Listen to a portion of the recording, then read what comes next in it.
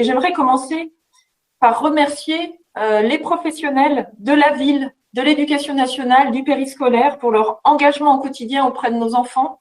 Car vous l'avez dit, Madame la maire, la situation aujourd'hui est préoccupante et pour beaucoup de familles très stressante et qui sont aussi impliqués dans les projets portés par la collectivité, comme les projets d'école que nous allons présenter aujourd'hui, mais également sur la question des périmètres scolaires que nous allons aussi présenter aujourd'hui. J'aimerais apporter également tout mon soutien aux familles et aux professionnels qui subissent l'improvisation constante du gouvernement dans la gestion de cette crise et auxquels on aimerait bien effectivement avoir un cadre un peu plus sécure pour la suite, avec de l'anticipation, de la prévision, de la planification, comme nous essayons de le faire sur la partie qui nous revient.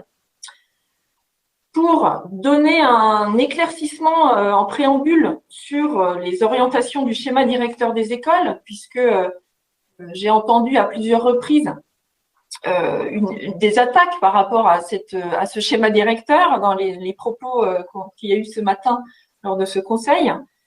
Alors, pourquoi un schéma directeur des écoles? J'aimerais revenir. On a parlé, bien sûr, de l'accompagnement du dédoublement des classes qui est arrivé fin 2017, mais n'oublions pas que dans l'évolution démographique, et là où je ne rejoins pas mon collègue Bavel, l'évolution démographique, elle est bien anticipée, puisque dans chaque ZAC, dans chaque nouvel endroit de la ville où on construit des nouveaux logements, nous avons décidé d'implanter cet équipement public qui est l'école en amont de l'arrivée des habitants. Donc, sur ce point-là, je ne peux pas vous rejoindre.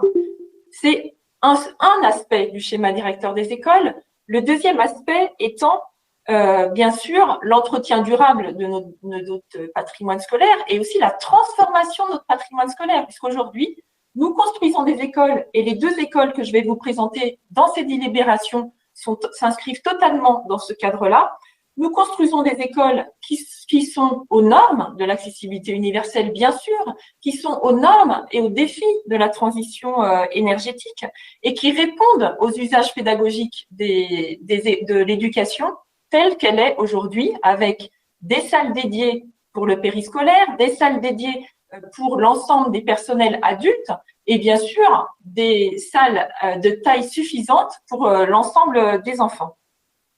Également l'accueil des enfants en situation de handicap avec, dans certains de nos projets, l'installation d'unités d'enseignement externalisées. Voilà, ça me semblait important de redire ces trois objectifs du schéma directeur et on va le retrouver dans les deux projets que je vous présente aujourd'hui.